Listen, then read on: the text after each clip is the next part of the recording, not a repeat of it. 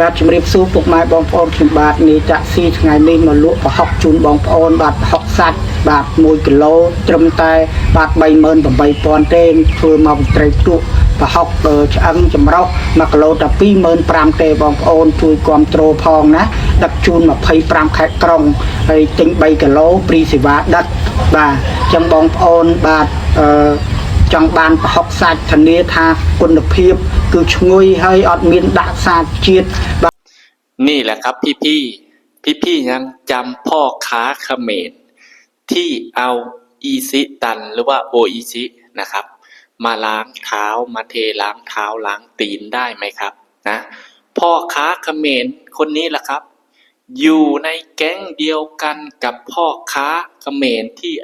ขายโออิชินะครับขายชาเขียวของสินค้าไทยนะครับที่เขาเอามาเป็นแพ็คแล้วก็มาแกะแล้วก็เทล้างเท้าล้างตีนนะครับพากันทำแบบนี้นะครับ 3-4 คนนะหนึ่งในนั้นก็คือพ่อค้าเขมรคนนี้นะครับนะตอนนี้พี่ๆรู้ไหมว่าชะตากรรมพ่อค้าเขมรคนนี้เป็นยังไงหลังจากที่เอาข้าวเอาน้ำเอาสินค้าไทยเอาอาหารไทยมาล้างเท้าล้างตีนนะครับนะเป็นไงครับล่าสุดกรรมตามสนองนะครับนะทำได้มาประมาณเดือนหนึ่งแล้วท่านผู้ชมบาวกีต้ายังเข้าไปตามต่อให้พี่ๆคนไทยได้รับชมชีวิตของพ่อค้าเขมรคนนี้นะครับ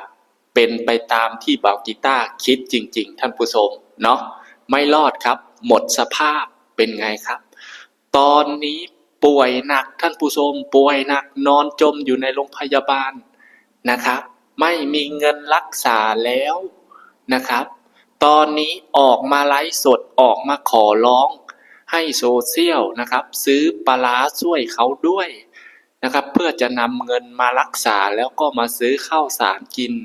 เพราะว่าตอนนี้หลังจากทำลายสินค้าไทยไปหมดโกดังแล้วเอาสินค้าไทยมาเททิ้งแล้วตอนนี้ชีวิตตกที่นั่งลำบากนะครับร้านค้าก็เจ๊งสินค้าก็ไม่มีขายนะครับเพราะว่าสินค้าของเขมรคนเขมรไม่กินท่านผู้ชมนะหลังจากทิ้งของไทยไปหมดโกดังแล้วเ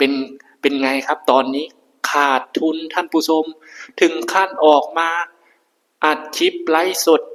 ขายปลาร้าท่านผู้ชมนะหากพี่ๆคนไทยท่านใดสงสารพ่อค้าเขมรคนนี้ช่วยสนับสนุนเขาด้วยนะครับนะส่วนตัวบาวกีต้ามีแต่สมน้ำหน้าแม้แต่บาทเดียวบาวกีต้าก็ไม่ให้นะครับนะนี่แหละครับเขาบอกว่ากรรมใดใครก่อกรรมนั้นตามสนองนะครับนะบาวกีต้าบอกแล้วว่าพฤติกรรมเอาของคนเขมรนะครับกรรมมันตามสนองอยู่แล้วใครพาทำเอาอาหารเอาน้ำกินเอาน้ำดื่มมาล้างเท้าล้างตีนนะครับนะผลที่ตัวเองได้รับเป็นไงครับร้านเจ๊งขาดทุนไม่มีใครเข้าไปซื้อสินค้าไปนำสินค้ามาจากเวียดนามก็ไม่ได้ขายเพราะว่าฮุนเซนเก็บภาษีมากเกินไปท่านผู้ชมเนาะทำให้พ่อค้าเขมรได้หลายรายปิดกิจการบางพ่อค้าเอาธงชาติไทยไปเป็นพรมเซ็ตเท้าที่หน้าร้านถึงขั้นร้านเจ๊งขายอาหารไม่ได้นักท่องเที่ยวต่างชาติไม่เข้าถึงขั้นต้องไปขายปลาแห้งท่านผู้ชมนะแล้วบาวกีต้าจะมาอัปเดตพ่อค้าที่เอาธงชาติไทยไปเป็นพรมเซ็ตเท้าที่หน้าร้านที่ไปขายปลาแห้งแล้วบาวกีต้าจะมาอัปเดตให้พี่ๆได้ดูกันว่าตอนนี้ชีวิตของพ่อค้าเขมรคนนี้เป็นยังไงนะบาวกีต้าไปดูคลิปเข้ามาแล้วแหละแล้วบาวกีต้าจะมาทำคลิปให้พี่ๆได้ดูกันว่าผลกรรมที่คนกระทำกับธงชาติไทยไม่มีใครเจริญทุกคนนะครับมีแต่ชีวิตตกต่ำนะครับกิจการเจ๊งนะหาเงินไม่ได้หาครอบครัวมีอันเป็นไปนะท่านผู้ชมเหมือนกับพ่อค้าเขมรคนนี้ขนาดเอาสินค้าไทยมาล้างเท้าเอาสินค้าไทยมาเหยียบนะครับนะ คิดเหรอว่าคนไทยเขาจะโกรธเขาจะแค้นนะเขมรซื้อไปแล้วมันก็เรื่องของเขมรนะครับแต่อย่าลืมนะครับข้าวน้ำอาหารเนี่ยนะครับกว่าจะได้ข้าวมาแต่ละเม็ดแต่ละสินค้าแต่ละตัวนี่มันต้องผ่านการผลิตผ่านการทำนาทำข้าวมานี่นะครับหยาดเหงื่อของแรงงานนะครับนะมันไม่ใช่เรื่องง่ายๆกว่าจะได้ข้าวได้น้ำมาเนาะเขมรไม่รู้ว่าบาปบุญเป็นยังไงล่าสุดเป็นไงครับถึงต้องออกมาไลฟ์ขายปลาร้าท่านผู้ชมพ่อค้าเขมรหมดสภาพกรรมตามสนองเนาะเอาเงินที่ขายปลาร้าไปซื้อข้าวสารกรอกหม้อไปรักษาตัวเพราะว่าตอนนี้ป่วยอยู่ท่านผู้ชมเนาะน่าสงสารจังนะครับท่านผู้ชมนี่แหละครับบอกกีต้าถึงบอกเลยว่าการกระทำแบบนี้มีลูกสอนลูกมีหลานสอนหลานนะครับอย่าไปหาทำเหมือนคนเขมรนะครับถ้าไม่อยากให้ชีวิตล่มจมชีวิตหากินไม่ขึ้นนะครับนะมารับชมพ่อค้าเขมรขายปลาร้าท่านผู้ชมใครอยากได้ใครอยากอุดหนุนพี่ๆคนไทยท่านไหนสนใจก็ช่วยไปอุดหนุนพ่อค้าเขมรคนนี้ด้วยนะ ส่วนตัวบ่าวกีต้าโบกมือบายบายนะครับนะបាទជំរាបសួរពុកម៉ែបងប្អូនខ្ញុំបាទនេះចាក់ស៊ីថ្ងៃនេះមកលក់ប្រហុកជូនបងប្អូនបាទប្រហុកសាច់បាទ1គីឡូត្រឹមតែបាទ